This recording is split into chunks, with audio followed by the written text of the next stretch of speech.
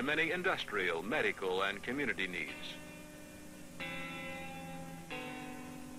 By contrast with the size of OAO and This takes on a major new aspect in the present decade with the intensive investigations by the Mariner 9 orbiter and the Viking landing missions.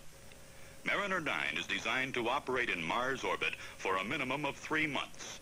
Its science experiments are similar to those made 2 years earlier, but data will be gathered over a much longer period.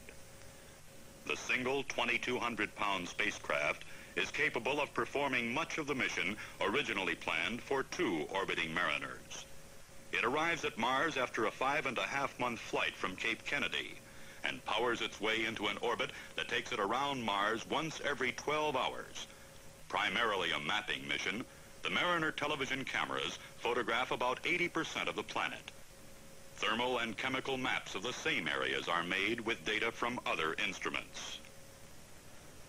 The overlapping wide-angle and spot coverage narrow-angle pictures are taken at Mariner 9's lowest altitude, about 750 miles. Objects as small as 300 feet across may be seen in the pictures. Mariner's orbit was designed to produce a continuous swath around Mars once each 17 days, making it possible to study seasonal effects on the red planet at 17-day intervals. One objective is to investigate what appears to be a wave of darkening that originates at the poles and spreads toward the equator as the polar caps recede, apparently responding to springtime increases in temperature and humidity. During the 90-day period, Mariner 9 transmits to Earth thousands of pictures and several billion others. Training at Pensacola and Corpus Christi. Many aviators have won their wings here.